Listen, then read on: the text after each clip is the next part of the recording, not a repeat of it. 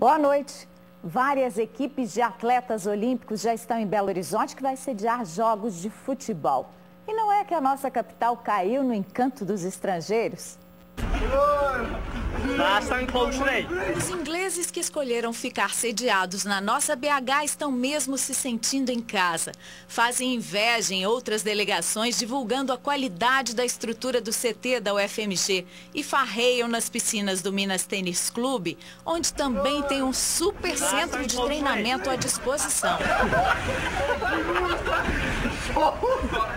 A seleção de futebol feminino dos Estados Unidos chegou nessa quinta e se prepara para o primeiro jogo, dia 3, às 7 da noite no Mineirão, contra a Nova Zelândia.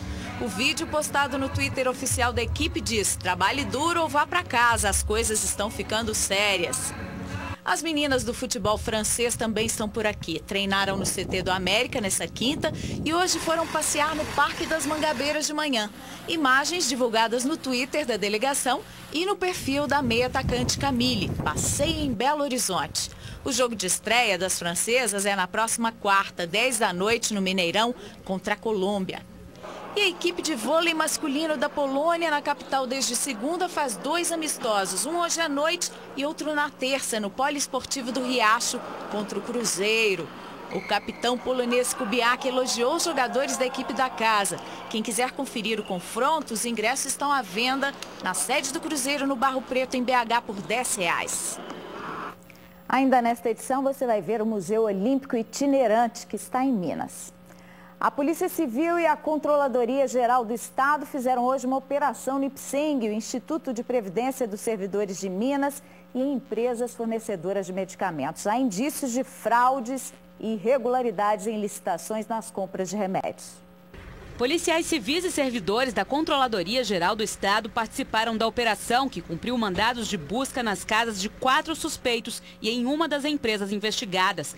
Foram apreendidos computadores, documentos e R$18 mil em dinheiro que, segundo a polícia, estavam na sala da diretoria da distribuidora de remédios, que fica no bairro Nova Cachoeirinha, região noroeste da capital.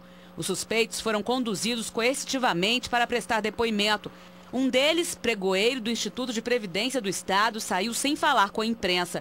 Os outros são o dono e 2 gerentes da empresa farmacêutica. Segundo os delegados, eles não confirmaram a possível fraude. Foram ouvidos e liberados. A investigação continua. Ainda não se sabe quantas empresas podem estar envolvidas, mas a suspeita é de que elas eram beneficiadas com facilidades para vencer os processos de licitação para fornecer medicamentos ao IPSENG. Ainda há a suspeita de que alguns desses remédios eram substituídos por similares de qualidade inferior.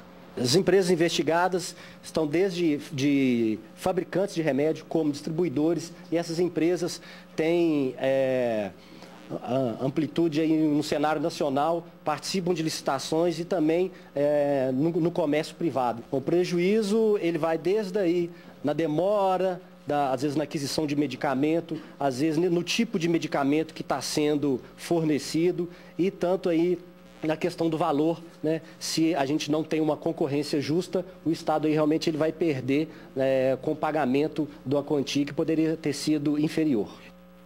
E o Estado somos todos nós prejudicados por essas empresas que só visam lucro.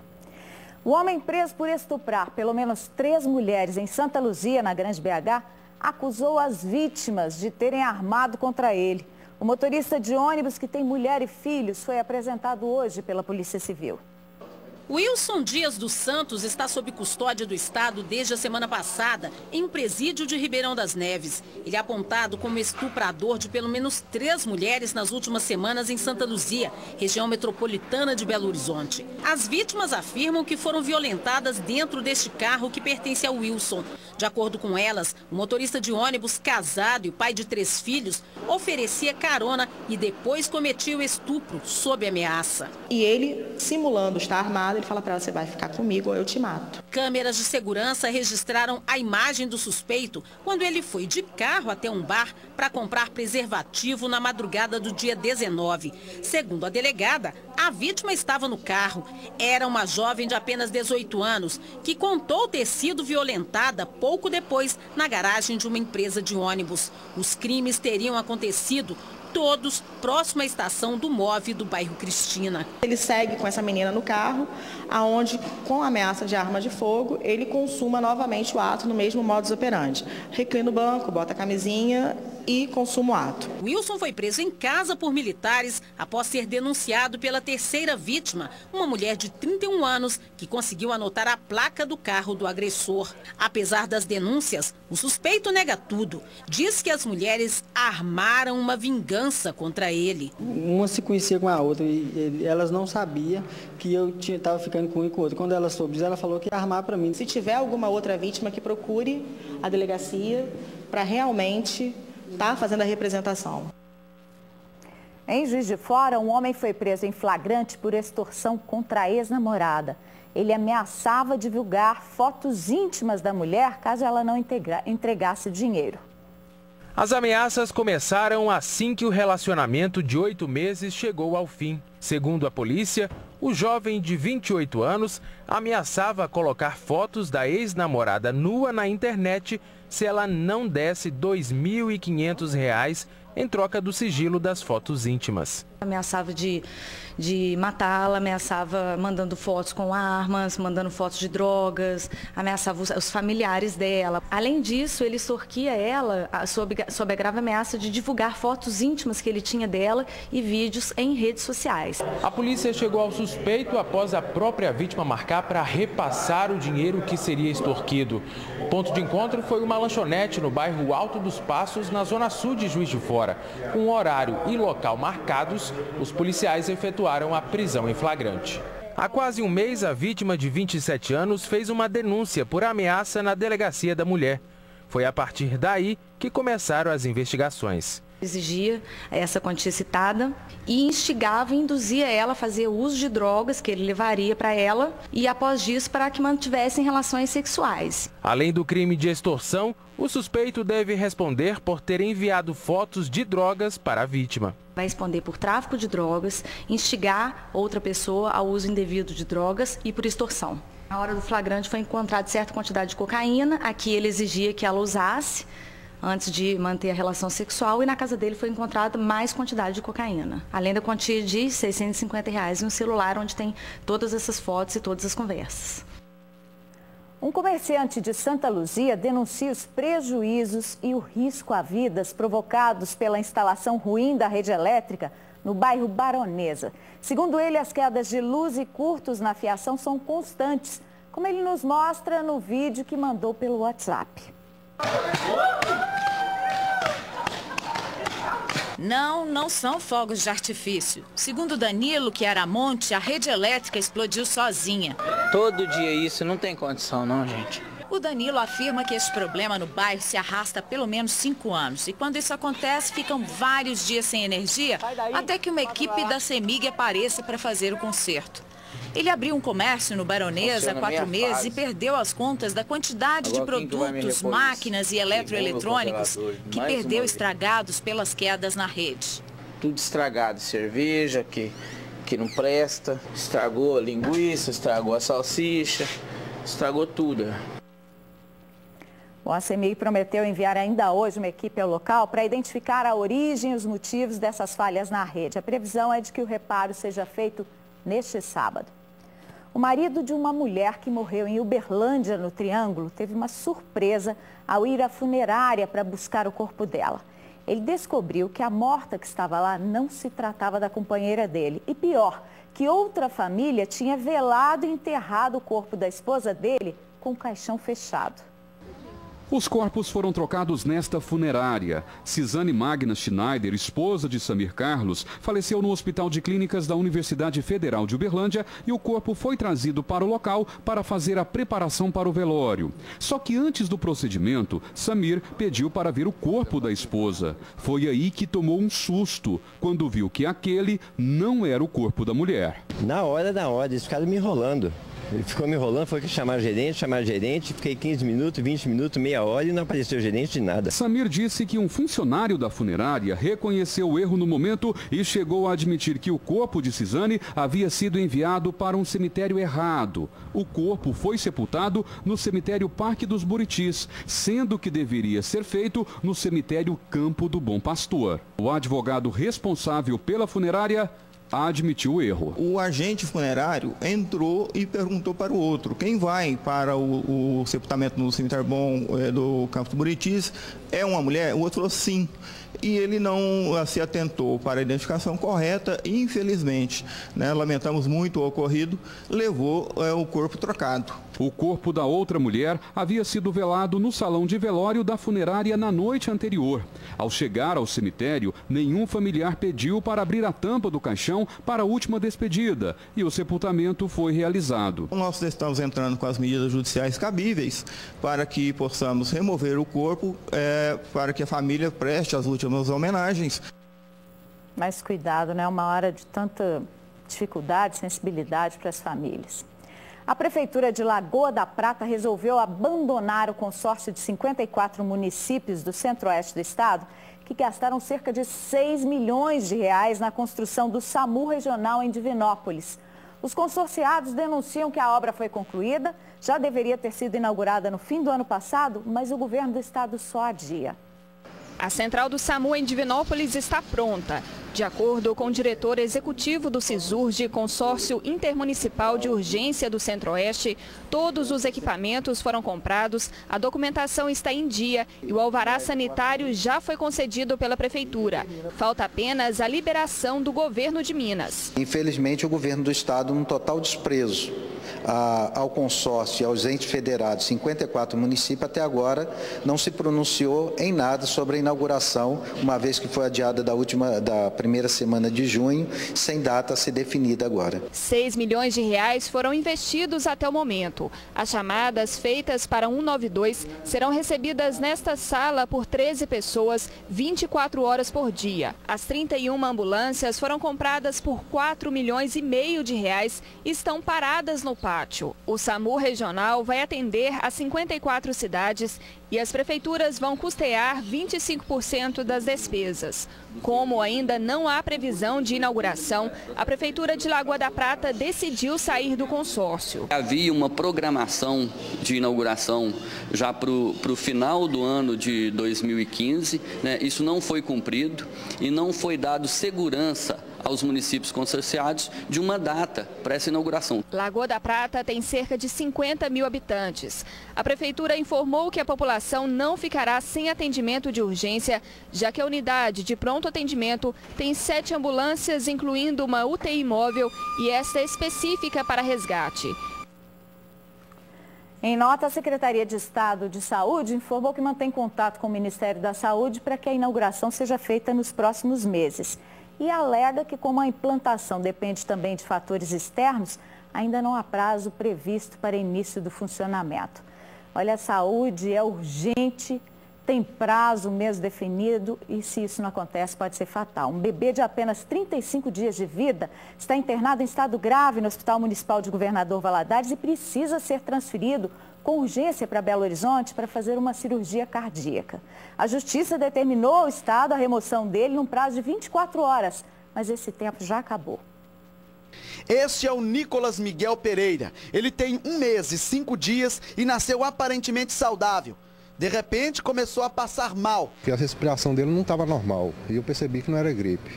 Aí eu peguei o carro emprestado com minha irmã e levei ele na UPA. Chegou lá na UPA, lá ele quase desfalecendo nos meus braços. Eles pegaram ele rapidinho, levaram lá para a sala e trouxeram para cá. A criança nasceu com um problema de má formação no coração. A mãe fica o tempo todo ao lado do filho, que está internado no Hospital Municipal de Valadares. A tia e o pai estão correndo contra o tempo para tentar salvar a vida da criança. Sente muita falta de ar, ele não consegue mamar direito e ele está nos aparelhos. E a chance de sobrevivência dele está na transferência para Belo Horizonte? Isso, para fazer a cirurgia. cirurgia. Para tentar resolver o problema e encontrar um hospital especializado para atender a criança, a família entrou com um pedido no Ministério Público. O promotor definiu que a Secretaria Estadual de Saúde conseguisse uma vaga para internar o menino em um hospital de Belo Horizonte no prazo de 24 horas. Só que esse prazo venceu na tarde de quinta-feira e até agora a família não obteve nenhum retorno do Estado. O promotor já entregou os papéis e pediu para resolver, que diz ele que depende agora só do Estado para a remoção da criança e de uma vaga ou no Hospital da Santa Casa ou no Biocó para fazer cirurgia. A Secretaria de Estado de Saúde alega que a decisão judicial está sendo cumprida pela Central de Internação de Belo Horizonte, que tenta pagar um leito na rede particular em caráter de prioridade. A Secretaria informou que também aguarda um retorno de um hospital particular de Passos, credenciado para atender casos como o do bebê. A praça de alimentação do Zoológico de Belo Horizonte está caindo aos pedaços. A denúncia é de um telespectador do Jornal da Alterosa que foi passear por lá e ficou horrorizado com as condições do local. O André Cristiano fez imagens do teto da lanchonete, que está com infiltrações e buracos no gesso, que está cedendo em várias partes. A cerâmica do revestimento externo está soltando, inclusive no local onde foi pregada uma placa quando da inauguração da reforma e ampliação da praça de alimentação, na época em que o governador Fernando Pimentel era prefeito da capital. O piso tem uma rachadura enorme. Do lado de dentro, o estado da cozinha também não é bom. Tem infiltração no teto, que está tampada por umas placas acima da TV. O visitante ainda reclama da limpeza dos banheiros ruim e achou a situação vergonhosa. A Fundação Zoobotânica de BH esclareceu que um novo edital de permissão de uso das lanchonetes deve ser lançado ainda neste ano. Há também, em fase de conclusão, um projeto de reforma do antigo restaurante. A Fundação reconheceu que há dificuldades na manutenção dos banheiros por causa da demanda durante as férias escolares, que é uma época de maior movimento, e que a limpeza e conservação estão sendo reavaliadas. Foi sancionada hoje pelo governador Fernando Pimentel a lei que autoriza o Estado a doar o terreno ao lado da rodoviária de Belo Horizonte para a construção do centro administrativo da Prefeitura. A área vai abrigar as sedes do Executivo e as secretarias municipais. A proposta foi lançada em uma consulta pública em 2014, quando foi escolhido o projeto arquitetônico estimado em 450 milhões de reais. A iniciativa vai promover a revitalização de toda a região, além de fazer uma praça suspensa, que seria a transposição do Rio Arrudas, faria a transposição do Rio Arrudas e da linha do metrô, interligando o centro à Lagoinha. O atual prédio da rodoviária vai funcionar como terminal de integração de modais e será a principal área do transporte público. Laboratórios do país começam aos poucos a não exigir mais o jejum de 12 horas dos pacientes que vão fazer exame de níveis de colesterol. O teste é muito importante para a nossa saúde. Nesta época do ano, então, nem se fala quando os alimentos mais calóricos são os preferidos. Parece até automático. O tempo esfria e a vontade de comer vem com tudo. A última coisa que passa pela cabeça é aquele prato de salada. Uma comida mais quente, né? É. À noite uma sopinha, bacatolada. Caldo, mandioca. Feijoada. Tudo que engorda. Na maioria das vezes, comida pesada é sinônimo de gordura saturada. Segundo especialistas, um perigo para a saúde. Tudo por causa do colesterol, bom e ruim. O LDL é o colesterol ruim. O que o colesterol ruim faz? Se ele tiver em excesso no nosso corpo, ele vai se acumular dentro dos vasos, dentro das artérias e vai formar placas de gordura. Essas placas de gordura, quando se acumulam no coração, vão dar um infarto e quando se acumulam no cérebro, dão um derrame, o AVC. O bom colesterol, que é o HDL, ele ajuda a remover, a retirar esse colesterol da circulação. Exames de rotina são essenciais para saber em quais níveis anda seu colesterol. O problema é que muita gente tem indisposição com aquele jejum de 12 horas. A boa notícia é que isto tem mudado. Desde o ano passado, médicos europeus já aboliram o intervalo sem comida para a coleta de sangue no caso dos exames de colesterol. No Brasil, a questão ainda está em debate, mas já é comemorada por alguns profissionais da área da saúde. Para eles, a atitude facilita a rotina da prevenção. Você teria, sim, uma facilidade, uma melhor mobilização desse paciente no próprio laboratório, com horários de atendimentos diferenciados e sem acúmulo de paciente no período da manhã, e a possibilidade desse cliente ter um conforto maior na coleta, ou seja, não precisar fazer o jejum e poder coletar também ao longo do dia, no horário da sua melhor conveniência. Veja agora a previsão do tempo para este sábado em Minas.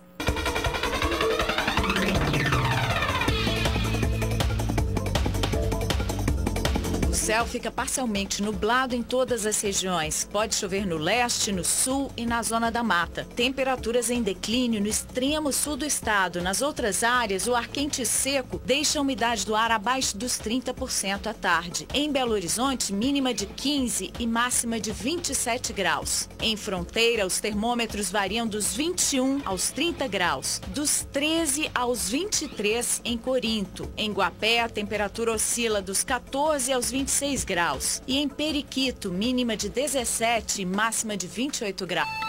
Um museu itinerante com mais de um século de história das Olimpíadas que circula pelo país está em Juiz de Fora. Ele foi montado em uma carreta que transporta objetos, imagens e informações sobre os jogos que unem os povos de todo o mundo. O Luiz Carlos ficou impressionado com a tela interativa. Daqui é possível conhecer cada canto onde vão ser realizados os Jogos no Rio de Janeiro. Estou me sentindo assim, dentro dos Jogos Olímpicos mesmo, assim. Já para mim a Olimpíada começou hoje, assim. Esse aposentado de Belo Horizonte veio a passeio para Juiz de Fora e aproveitou para registrar tudo que via. Mostrar para os netos, para as filhas que não estão aqui, que é muito bonito, muito importante, principalmente para os jovens, né? Os visitantes são convidados a uma volta olímpica pela história. Aí é possível ver tochas, medalhas, fotos, um passeio para a família inteira. Juiz de Fora é a quinta cidade mineira a receber o museu itinerante. Dentro daquela carreta ali estão 120 anos de histórias dos Jogos Olímpicos, com peças de todas as partes do planeta. Foram mais aí de 45 cidades visitadas pelo museu itinerante, com a proposta de trazer um pouquinho do espírito olímpico, do que é a história da Olimpíada nesses 120 anos aí de realizações.